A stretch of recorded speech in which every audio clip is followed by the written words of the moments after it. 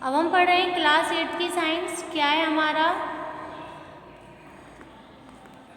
कहाँ से पढ़ना था, जीवधारियों में वृद्धि और विकास। यानी कि हमें पढ़ना है कि जो जीवधारी होते हैं यानी जीव जंतु होते हैं उनका विकास कैसे होता है, उनकी वृद्धि में विकास। ठीक है, शरीर के भागों की या पूरे शरीर की वृद्धि कोश का विभाजन द्वारा होती है। आपको पता है कई कोशिकाओं से मिलकर हमारा शरीर बनता है।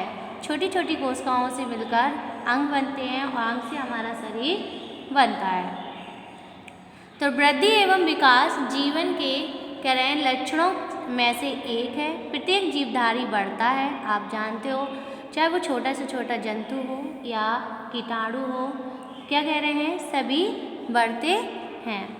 बच्चा एक दिन देखते ही देखते बड़ा हो जाता है, बीज अंकुरित होकर पौधा या वृक्ष बन जाता है। जीवधारियों में बढ़ने की इस क्रिया को वृद्धि कहते हैं।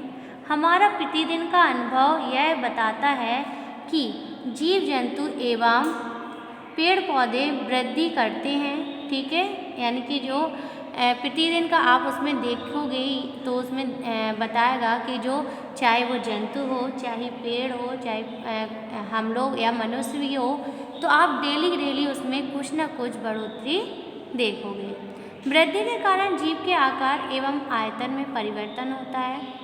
जीवों में वृद्धि के समय कोशिकाएं विभाजन द्वारा संख्या में बढ़ती हैं और फिर आकार एवं आकृति में परिवर्तन होता है। कह रहे हैं कि जैसे जैसे कोशिकाएं विभाजन होने लगती हैं यानी बढ़ने लगती हैं और धीरे धीरे उनकी संख्या भी क्या होने लगती है, बढ़ने लगती है, वैसे ही शरीर का या किसी भी जंतु के शरीर का या पेड़ पौधे हों तो उनके शरीर का आकार और उनकी आकृति में परिवर्तन होने लगता है। इस प्रकार कोशिकाओं में वृद्धि के कारण शरीर के, क्या कह रहे हैं कि कोशिकाओं में वृद्धि के कारण शरीर के ऊतकों और अंगों के आकार में वृद्धि होती है। तो किसके कारण कह रहे हैं, जो कोशिकाएं होती हैं, वही हमने बताया कि छोटी छोटी कोशिकाएं होती हैं, वो कई और विभाजन होने लगती हैं जिसके कारण शरीर में भी वृद्धि होने लगती है। अगली हेडिंग हमें क्या दी गई है, एक कोशिकीय जीवधारी में कोशिका वृद्धि। तो एक कोशिकीय जीवधारी में कैसे कोशिका की वृद्धि होती है, एक कोशिकीय जीव जैसे अमीबा, पैरामीशियम, यूग्लिना, ये सब क्या है, एक कोशिकीय जीव है।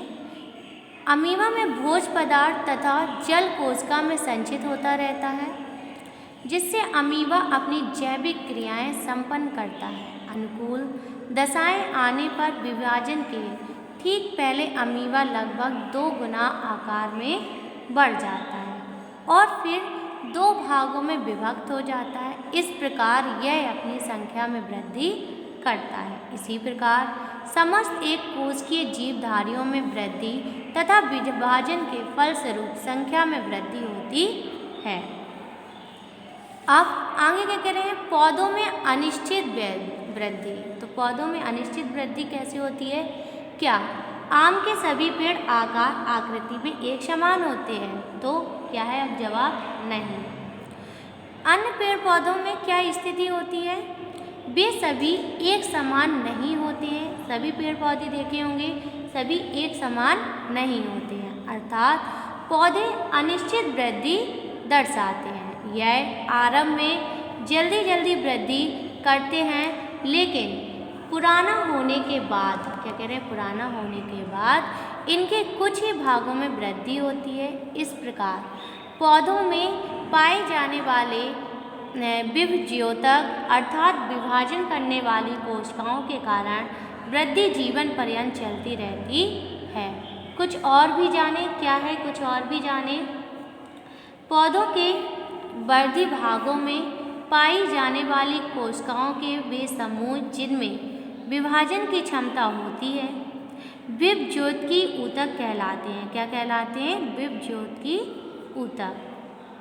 अब क्या कह रहे हैं, पौधों में जड़ और तनों के शरीर पर शीर्षस्थ विभज्योतकी पर संधियों गांठों पर अंतर्विष्ट विभज्योतकी तथा अपार्श्वों में पास ज्योतक पाए जाते हैं। इनसे पौधों की जो होती है मोटाई और लंबाई, यानी कि लंबाई और तथा मोटाई में वृद्धि होती है। पौधों में निर्माणकारी क्रियाएं कैसे होती हैं? विनाशकारी क्रियाओं की तुलना में अधिक होती हैं, यानी कि जो निर्माणकारी क्रिया हैं और विनाशकारी क्रियाओं से निर्माणकारी क्रियाएं ज़्यादा होती हैं, इसलिए पौधे जंतुओं की तुलना में बड़े होते हैं। पौधों में वृद्धि नापने के लिए ऑक्सीजनोमीटर का प्रयोग करते हैं। क्या करते हैं? ऑक्सीजनोमीटर का प्रयोग करते हैं कि उसकी वृद्धि कितनी बढ़ती है। मनुष्य तथा जंतु में एक निश्चित अवधि तक वृद्धि, क्या कह रहे हैं? जबकि जो मनुष्य होते हैं और जंतु होते हैं उनकी एक सीमा तक ही वृद्धि होती है।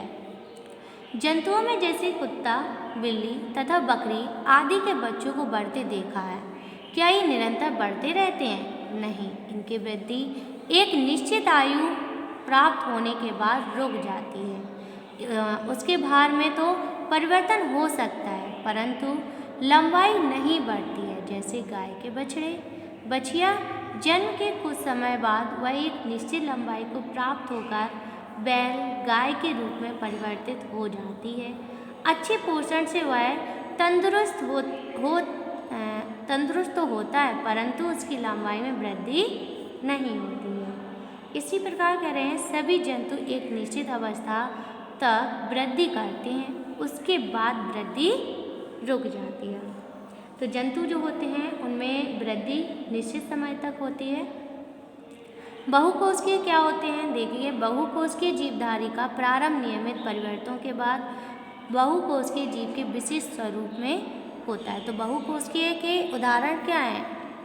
जीव जंतु, मनुष्य, ठीक है, ये सब क्या है? बहुकोषीय। सिर्फ एक कोषीय में अमीबा, हाइड्रा, पैरामीशिया, म्यूग्लिना ये सब आते हैं। क्रियाकलाप 11.6 में क्या कह रहे हैं? वर्षा ऋतु में मेढक अपने अंडे पानी में देता है। किसी तालाब के पौधों में उलझने तैरते हुए अंडे यानी कि जलांडक एकत्रित करें। एक पारदर्शी कांच के बड़े बीकर यानी कि कह रहे हैं एक कांच का बीकर लेना है। बर्तन में पानी डालकर जलीय पौधे सहित जलाकर रखें। इस उपकरण को महीन जाली से ढक दें। प्रतिदिन अंडों का अवलोकन करें। लगभग 15 दिनों, क्या कह रहे हैं? लगभग 15 दिनों बाद, तो क्या कह रहे हैं? 15 दिनों के बाद देखते हैं पानी में तैरते हुए कुछ जंतु। ये जंतु कहाँ से आए? ये जंतु मेढक शिशु, बेक शिशु हैं। आगे चलकर यही मेढक में बदल जाते हैं। वेग शिशु के शारीरिक परिवर्तनों का अवलोकन करें। ठीक है, देखेंगे जो वेग शिशु होते हैं यानी कि जो छोटे बच्चे होते हैं उनका अवलोकन करना है। जंतुओं में शुक्राणु तथा अंडाणु और पौधों में परागण यानी कि नर युग्मक तथा अंडकोशिका यानी कि मादा युग्मक के संयोजन से बनी एक कोशिकीय संरचना युग्मस्थ होती है। यह जीव उत्पत्ति की प्रथम अवस्था होती है। युग्मन, क्या कह रहे हैं? युग्मनस का क्रमिक विभाजन 2, 4, 8, 16 कोशिकाओं आदि के रूप में होकर बहुकोशिकीय संरचना यानी कि भ्रूण बनाता है। भ्रूण जो वेग शिशु यानी कि अथवा नन्हे पौधे का निर्माण करता है। जंतुओं में भ्रूण के परिवर्तन से कुछ शिशु के विकास के बीच कई प्रावस्थाएं होती हैं यानी कि पौधों में अलग होता है लेकिन जंतुओं में क्या कह रहे हैं? जंतुओं में भी अलग होता है। इन अवस्थाओं के बाद भ्रूण नन्हे शिशु का रूप प्राप्त करता है। इसी विधि के वेग शिशु भी विकसित होकर प्रोड जैसे कि मेढक बन जाता है यानी कि वो छोटा जो होता है मेढक के छोटे हिस्से को क्या बोलते हैं? टैडपोल बोलते हैं। ठीक है, तो कह रहे हैं पौधों में भ्रूण बीजों में सुरक्षित रहता है। अनुकूलन परिस्थिति में बीज अंकुरित होकर नन्हे पौधे का निर्माण करते हैं। नन्हा पौधा भविष्य में विकसित होकर पेड़ बनता है और अपना विशिष्ट स्वरूप धारण करता है।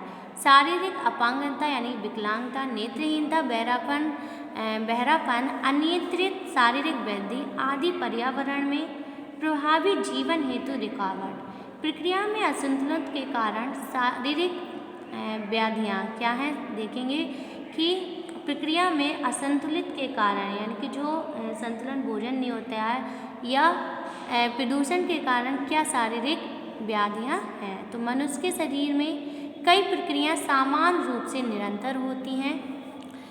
यही प्रक्रियाएं उसको जीवित रखती हैं। जैविक प्रक्रिया को अपनी उत्तर पुस्तिका में लिखकर दिखाइए। इनसे संबंधित अंगों के कार्य में अवरोध उत्पन्न होने से व्याधियाँ हो जाती हैं। उदाहरण के लिए कह रहे हैं कि जैसे कि फेफड़ों के कार्य में रुकावट से, किसके रुकावट से होता है, दमा के, ठीक है। अंतःस्रावी ग्रंथियाँ जैसे पैनक्रियास ग्रंथि से, ठीक है। और कह रहे हैं असंतुलित स्त्राव के कारण मधुमेह। पीयूष ग्रंथि क्या होती है, सबसे मेन जो ग्रंथि होती है वो होती है पीयूष ग्रंथि। ये सभी ग्रंथियों को नियंत्रण में रखता है। थायराइड ग्रंथि के कारण शरीर की अनियंत्रित वृद्धि का अवरोध उत्पन्न हो जाता है। इस प्रकार अन्य प्रक्रियाओं में असंतुलित के कारण मनुष्य में अनेक शारीरिक व्याधियाँ उत्पन्न हो जाती हैं। प्रक्रिया में व्यवधान जैसे आकस्मिक आघात से शारीरिक क्रिया में विकलांगता का होना संभावित होता है।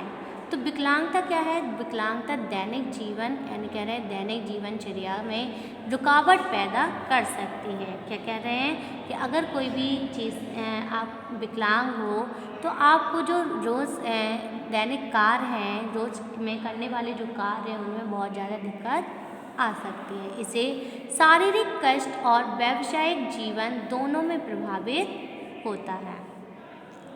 विकलांगता क्या कह रहे हैं, विकलांगता और उसके लक्षण क्या है। विकलांगता शाब्दिक अर्थ है किसी अंग की बनावट में कमी होती है। यानी कि विकलांगता आप जानते हो कोई भी हमारे शरीर के अंग में कमी होना।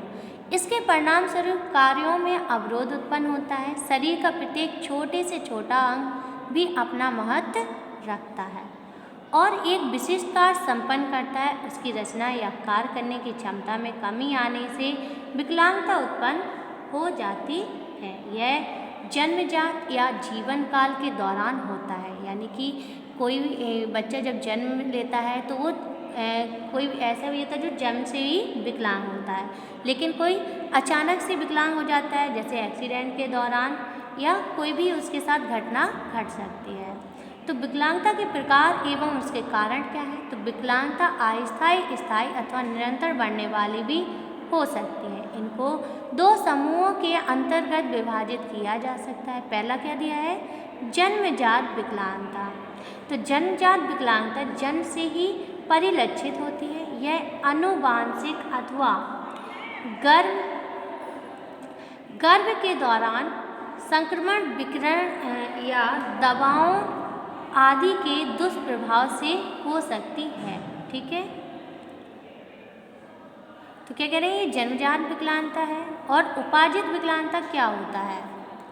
उपार्जित विकलांगता कह रहे हैं कि जीवन काल में किसी भी समय हो सकती है, जैसे दुर्घटनाओं या आकस्मिक आघातों की स्थिति में आपने देखा होगा कि आप अपने जीवन काल में कई लोग विभिन्न कारणों से विकलांग हो जाते हैं।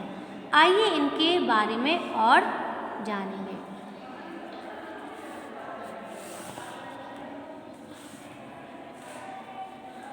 तो क्या कह रहे हैं, शारीरिक आघात या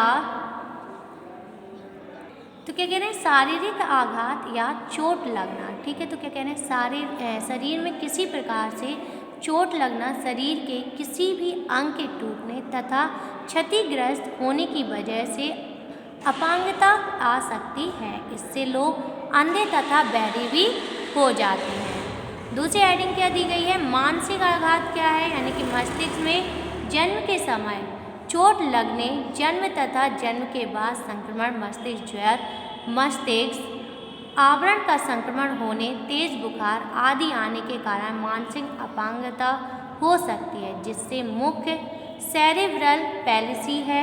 इसमें लोगों की मृत्यु भी हो जाती है। अगली हेडिंग क्या दी गई है, बुखार। क्या दी गई है, बुखार। बुखार से क्या होता है देखेंगे।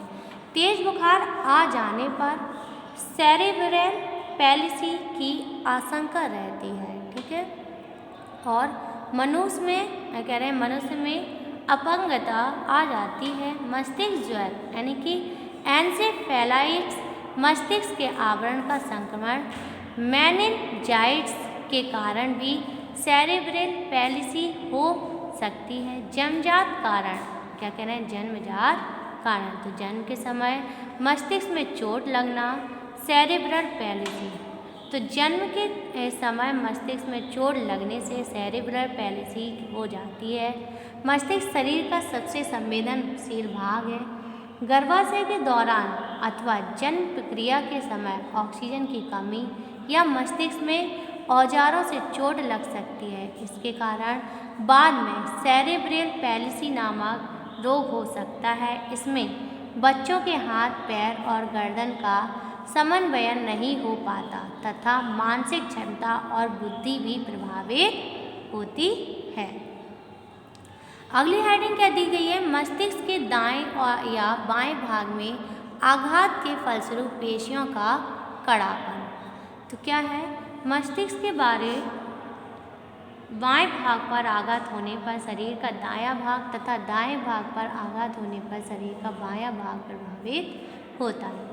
फलस्वरूप पेशियों में कड़ापन आ जाता है। मानव शरीर की संरचना के अनुसार मस्तिष्क का दायां भाग शरीर के बाएं भाग का तथा बायां भाग शरीर के दाएं भाग के नियंत्रण के लिए उत्तरदायी होता है और मांसपेशियों का स्नायुओं द्वारा संचालन करता है। मस्तिष्क के दाएं तथा बाएं गोलार्ध पर चोट लगने या रक्त प्रवाह से अवरोध उत्पन्न होने या उच्च रक्तचाप की अवस्था शरीर के अंग में प्रभावित होते हैं। तो इसी स्थिति को हम बोलते हैं पक्षाघात। क्या बोलते हैं, पक्षाघात कहते हैं। शरीर के प्रभावित हिस्से के हाथ पैर की मांसपेशियां काम नहीं कर पाती हैं और उनमें कड़ापन आ जाता है। अगली हेडिंग हमें क्या दी गई है, हड्डी टूटना। हड्डी टूटना, मोच आना, रक्तस्राव, पेशियां टेढ़ी हो जाना और शारीरिक अपांगता का प्राथमिक उपचार। तो किसी भी अंग के कह रहे हैं किसी भी अंग में मोच या हड्डी टूटने पर उसे हिलाना डुलाना नहीं चाहिए। सहारे के लिए खपचियाँ बांध देनी चाहिए। रक्तस्राव यदि कटने या चोट से हो रहा है तो डॉक्टर के यहाँ पहुँचने की कोशिश करें। उस स्थान पर स्वच्छ कपड़े से समुचित दबाव डालें हुई रुई से डिटॉल, यानी कि कह रहे हैं कोई भी आपको चोट लग जाती तो सबसे पहले उसे डिटॉल से साफ करें। सेवलॉन या फिटकरी लगाना चाहिए तथा प्राथमिक चिकित्सा पर पहुंचना चाहिए जिससे उपचार किया जा सके। पेशियाँ क्या कह रहे हैं, पेशियों के फटने या अंदर रक्तस्राव होने पर उस स्थान की तुरंत बर्फ से सिकाई करनी चाहिए जिससे रक्त नलिकाएँ ठंड के कारण सिकुड़ जाएं और अधिक सूजन ना आने पाए। विकलांगता की जन्मजात स्थिति में डॉक्टर से परामर्श जन्म के तुरंत बाद करना चाहिए। ठीक है, तो कह रहे हैं अगली हेडिंग, लास्ट हेडिंग हमारी क्या दी गई है, विकलांग के प्रति राष्ट्रीय एवं अंतर्राष्ट्रीय प्रयास तथा सामाजिक दायित्व।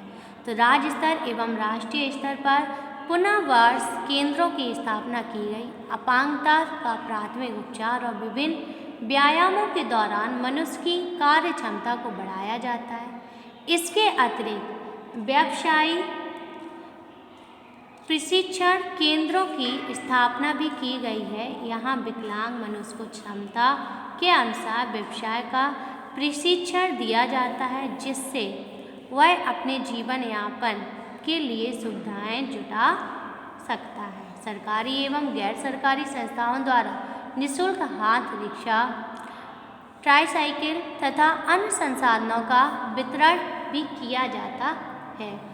आवागमन के लिए परिवहन मंत्रालय द्वारा किराए में छूट और एक सेवन को साथ ले जाने की भी अनुमति है। उच्च शिक्षा कह रहे उच्च शिक्षा एक तकनीकी शिक्षा में विकलांगों के लिए आरक्षण की सुविधा भी दी गई है। इस तरह की योजनाएं अंतर्राष्ट्रीय स्तर पर विश्व स्वास्थ्य संगठन, यूनिसेफ आदि संस्थाओं द्वारा भी चलाई गई हैं। तो ये था हमारा पूरा लेसन। अब इसके बाद है अभ्यास प्रश्न, ये हम करेंगे नेक्स्ट वीडियो में।